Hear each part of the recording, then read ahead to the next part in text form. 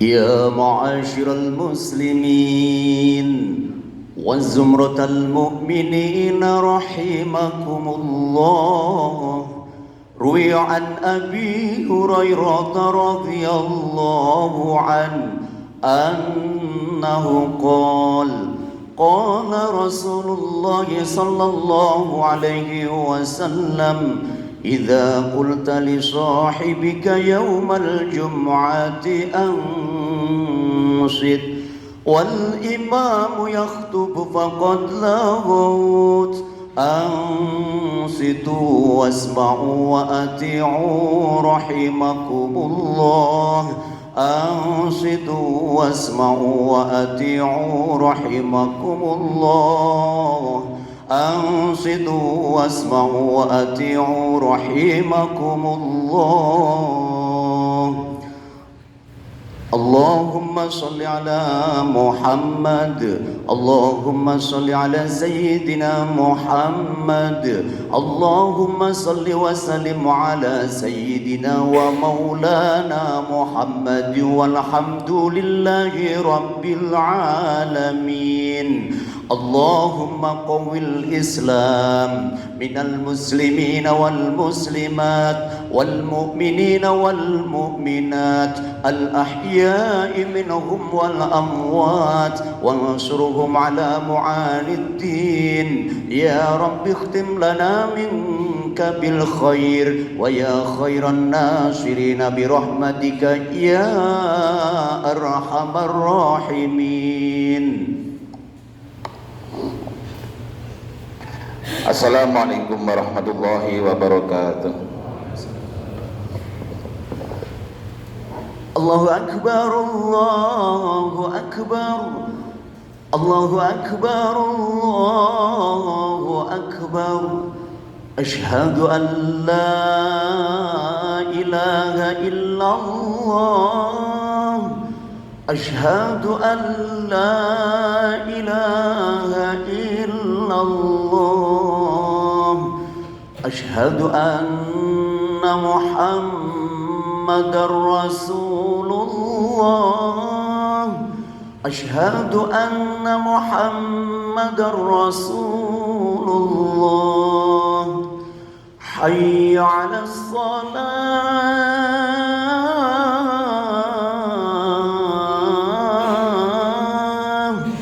حي على الصلاة. حي على الفلاح. حي على الفلاح. الله أكبر، الله أكبر. لا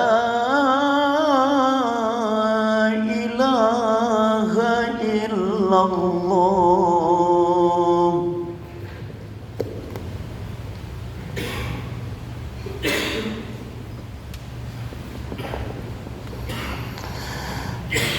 Innal hamdalillah nahmaduhu wa nasta'inuhu wa nastaghfiruh wa na'udzu billahi min syururi anfusina wa min sayyiati a'malina.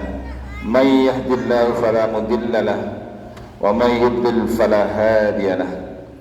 Asyhadu an la ilaha illallah wahdahu la syarika lah wa asyhadu anna sayyidana Muhammadan abduhu wa rasuluhu la nabiyya ba'dah.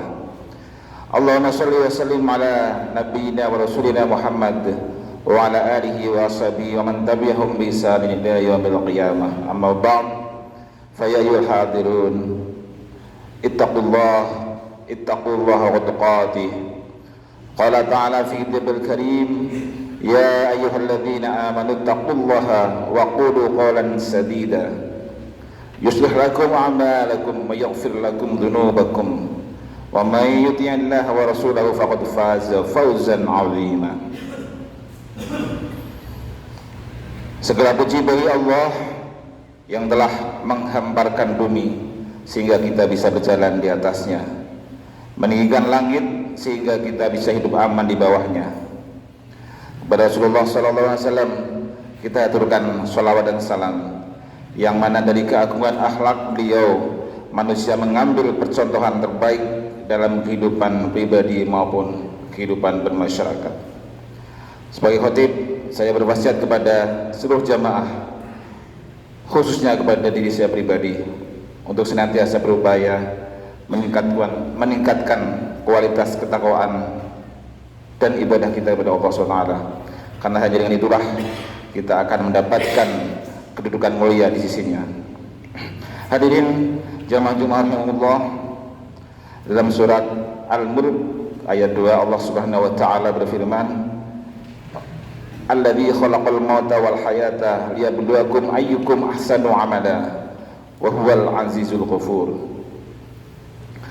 Allah Subhanahu wa taala yang menciptakan kematian dan dengan kuasanya Dia abadi. Dia juga yang zat yang menciptakan kehidupan dan berkuasa di atasnya, supaya kita dapat bermuamalah untuk menguji siapa di antara kita yang terbaik amal ibadahnya. Zat yang maha besar ampunannya dan yang maha perkasa. Hadirin rahimakumullah, manusia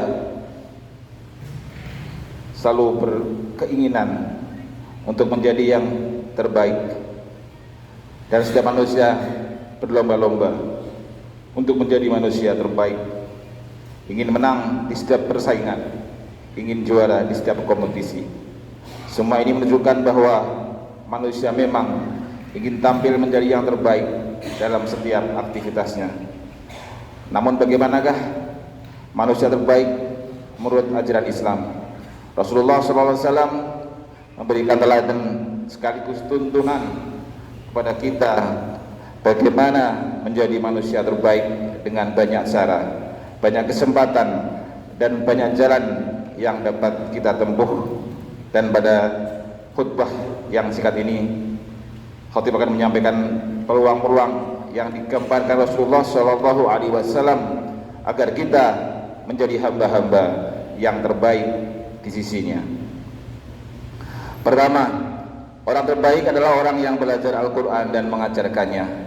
Hal ini sebagaimana ditegaskan beliau Rasulullah dalam sebuah hadis yang diriwayatkan oleh Imam Bukhari, "Khairukum man ta'allamal Qur'ana wa 'allamahu." Sebaik-baik kalian adalah yang belajar Al-Quran dan mengajarkannya. Rasulullah SAW tidak saja menganjurkan kita untuk belajar Al-Quran, tapi juga mendorong siapa saja supaya mau mengajarkannya kepada orang lain. Artinya, seseorang sungguhnya tidak cukup jika hanya berhenti pada belajar Al-Quran. Ia sebaiknya juga mengajarkannya kepada orang lain setelah cukup menguasainya. Yang kedua, orang terbaik adalah orang yang paling baik sikapnya terhadap keluarganya. Sebagaimana hadis beliau, khairukum li ahlihi wa ana khairukum li ahli. Sebaik-baik kalian adalah yang paling baik terhadap keluarganya, dan aku adalah orang yang paling baik terhadap keluargaku. Rasulullah SAW memberikan suri tauladan bagaimana sebaiknya seorang suami bersikap terhadap keluarganya. Beliau mengatakan bahwa beliau adalah orang yang paling baik terhadap keluarganya. Sayyidah Aisyah radhiyallahu anha menuturkan bahwa Rasulullah SAW sebagai seorang suami banyak melayani keluarganya, seperti menyelesaikan pekerjaan rumah. Beliau bahkan menjahit pakaiannya sendiri, mengesol sandal sendiri, memerah susu kambing sendiri, hingga berbelanja ke pasar untuk kebutuhan keluarga. Oleh karena itu, sebagaimana sabda beliau di atas, orang terbaik adalah orang yang paling baik terhadap keluarganya. Kemudian yang ketiga, hadirin rahimakumullah, orang terbaik adalah orang yang paling bisa diharapkan kebaikannya dan paling sedikit keburukannya. Hal ini sebagaimana ditegaskan Rasulullah dalam sebuah hadis, "Khairukum man yurja khairuhu wa yu'manu syarruhu." Sebaik-baik kalian adalah orang yang paling bisa diharapkan kebaikannya dan paling sedikit keburukannya, hingga orang lain merasa aman di sekitarnya. Setiap orang memiliki sisi baik dan sisi buruk.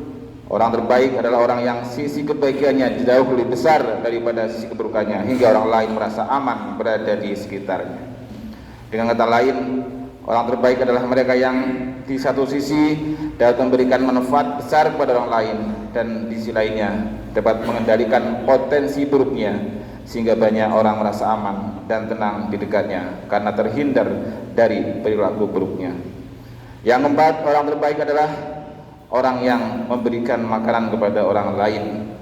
Hal ini sesuai dengan hadis yang diriwayatkan oleh Imam Ahmad, khairukum man at'amat ta'am, sebaik-baik kalian adalah orang yang memberikan makanan.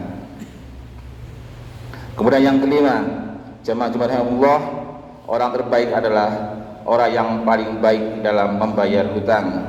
Hadis Rasulullah, khairukum ahsanukum qada'a, sebaik-baik kalian adalah yang paling baik dalam membayar hutang. Hadis riwayat Bukhari Muslim. Kenyataan kita temukan bahwa tidak setiap orang bisa menepati janji-janjinya terkait dengan hutang-hutangnya kepada orang lain. Maka ada dua macam pembayar hutang, yakni pembayar yang baik dan pembayar yang kurang baik. Pembayar yang baik adalah mereka yang bisa menyelesaikan kewajiban hutangnya sesuai waktu yang telah disepakati atau lebih awal dari itu. Dan pembayar hutang yang kurang baik adalah mereka yang tidak disiplin, seperti para pengemplang dan sebagainya, hingga sering membuat marah orang yang telah berbaik hati memberikan pinjaman. Selain orang dengan kriteria yang disebutkan di atas, ada 5 tadi, masih banyak kriteria orang terbaik, sebagaimana pernah ditanyakan kepada orang Badui kepada Rasulullah SAW tentang siapakah orang yang paling baik, maka Rasulullah menjawab, orang yang paling panjang umurnya dan baik amalnya.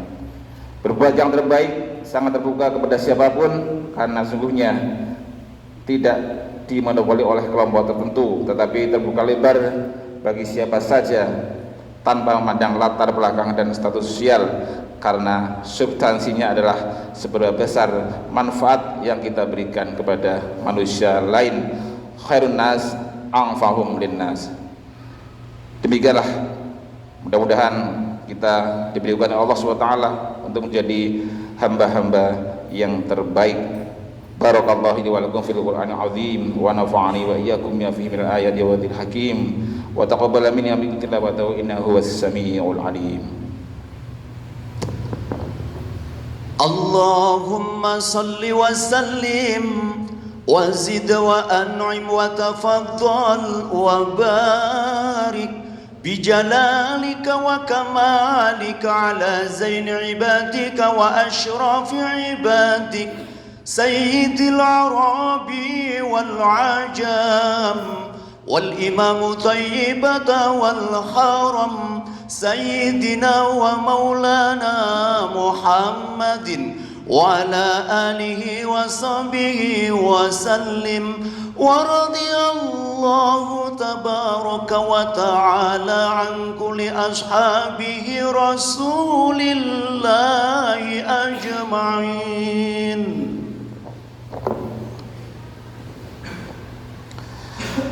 Alhamdulillahirabbil alamin wa bihi nasta'inu ala umuri dunya waddin. Asyhadu an la ilaha illallah al-malikul haqqul mubin wa asyhadu anna Muhammadan rasulullah shadiqul wa'dil amin. Allahumma shalli wa sallim ala sayyidina Muhammad wa ala alihi wa ashabihi wa man kana lahum minat tabi'in salatan daimatan bidawami samawati wal ardin. Amma ba'du, ma'asyiral muslimin rahimakumullah, usikum wa iyaya bitaqwallah faqad fazal muttaqun. Qala ta'ala fi kitabil karim, inna allaha wa malaikatahu yusholluna 'alan nabi ya ayyuhalladzina amanu shallu 'alaihi wa sallimu taslima. Allahumma shalli 'ala sayyidina Muhammad wa 'ala ali sayyidina Muhammad kama shallaita 'ala sayyidina Ibrahim wa 'ala ali sayyidina Ibrahim wa barik 'ala sayyidina Muhammad wa 'ala ali sayyidina Muhammad kama barakta 'ala sayyidina Ibrahim wa 'ala ali sayyidina Ibrahim fil 'alamin innaka Hamidum Majid. Allahumma ighfir lil muslimina wal muslimat wal mu'minina wal mu'minat al ahya'i minhum wal amwat innaka samiun qaribun mujibud da'awat. Allahumma inna nas'alukal huda wat tuqa wal afafa wal ghina. Allahumma adfa' 'anna al ghula'a wal bala'a wal ghabba'a wal fakhsha'a wal munkar wasyada'ida al mihan ma dhahara minha wa batan min baladina hadha khassah wa min buldanil muslimin 'ammah innaka 'ala kulli syai'in qadir. Rabbana atina fid dunya hasanah wa fil akhirati hasanah wa qina 'adzaban nar. Walhamdulillahi rabbil alamin wa la dzikrullahi akbar. Allah الله أكبر الله أكبر أشهد أن لا إله إلا الله أشهد أن محمد رسول الله حي على الصلاة حي على الفلاح قد قامت الصلاة قد قامت الصلاة الله أكبر الله أكبر لا إله إلا الله.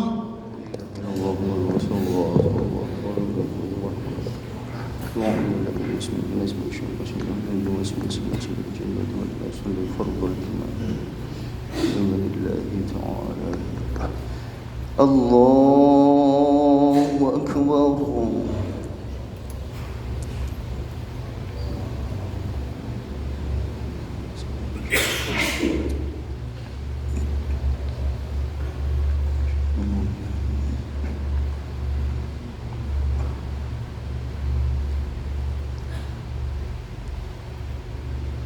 بسم الله الرحمن الرحيم الحمد لله رب العالمين الرحمن الرحيم مالك يوم الدين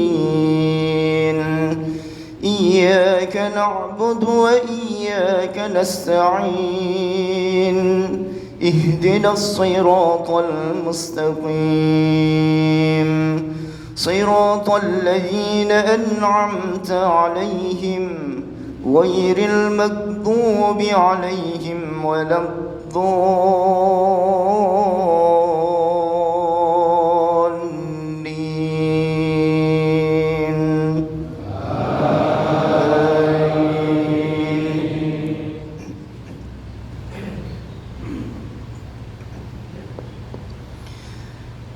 المال والبنون زينة الحياة الدنيا والباقيات الصالحات خير عند ربك ثوابا وخير أملا ويوم نسير الجبال وترى الأرض بارزة وحشرناهم فلم نغادر منهم أحدا وعرضوا على ربك صفا لقد جئتمونا كما خلقناكم أول مرة بل زعمتم أن لن نجعل لكم موعدا ووضع الكتاب فترى المجرمين مشفقين مما فيه ويقولون يا ويلتنا ما لهذا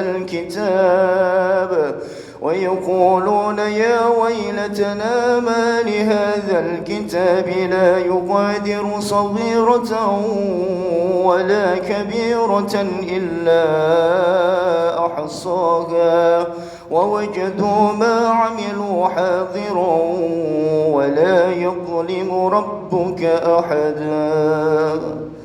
الله أكبر.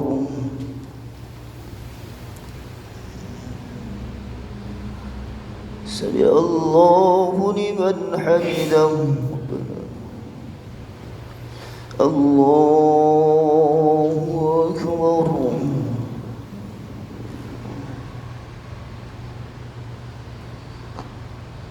الله أكبر.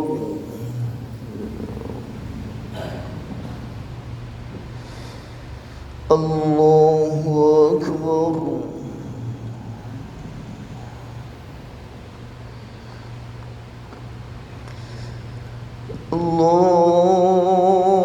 الله أكبر. بسم الله الرحمن الرحيم الحمد لله رب العالمين الرحمن الرحيم مالك يوم الدين إياك نعبد وإياك نستعين اهدنا الصراط المستقيم صراط الذين أنعمت عليهم غير المغضوب عليهم ولا الضالين.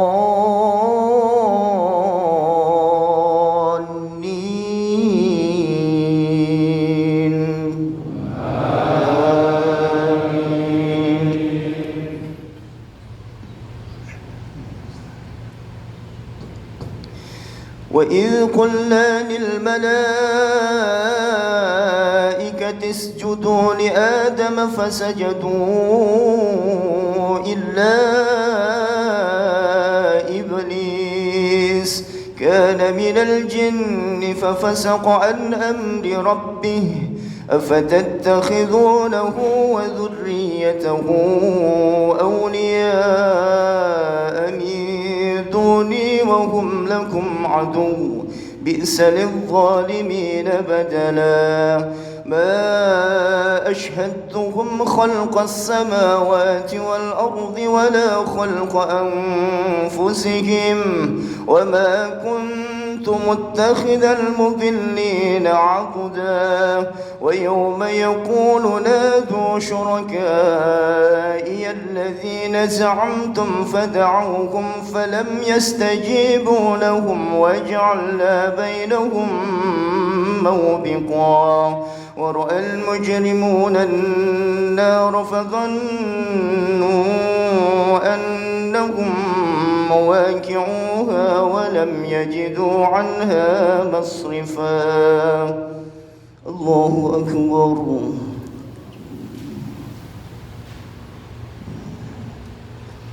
سمع الله لمن حمده. الله أكبر.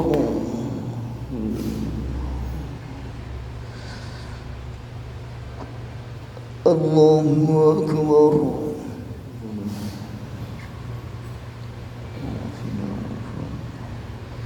الله أكبر.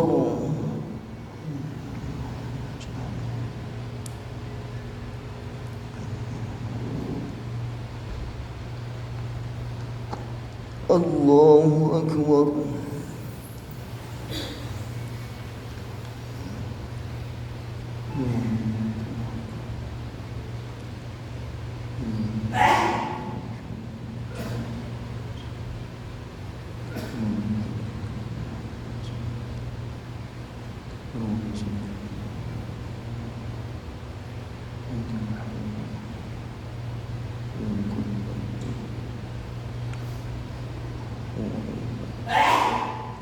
السلام عليكم ورحمة الله.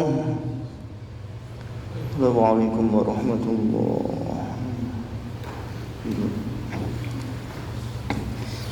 صلى الله العظيم الذي لا إله إلا هو الحي القيوم وأتوب إليه. صلى الله العظيم الذي لا إله إلا هو الحي القيوم وأتوب إليه. صلى الله العظيم الذي لا إله إلا هو الحي القيوم وأتوب إليه. لا إله إلا الله وحده لا شريك له له الملك وله الحمد يحيي ويميت وهو على كل شيء قدير. لا إله إلا الله وحده لا شريك له له الملك وله الحمد يحيي ويميت وهو على كل شيء قدير. لا إله إلا الله وحده لا شريك له له الملك وله الحمد يحيي ويميت وهو على كل شيء قدير. اللهم أنت السلام منك السلام إليك يعود السلام وحينا ربنا بالسلام ودخلنا الجنة دار السلام. تباركت ربنا وتعالى يا ذا الجلال والإكرام. أعوذ بالله من الشيطان الرجيم. بسم الله الرحمن الرحيم. الحمد لله رب العالمين الرحمن الرحيم مالك يوم الدين.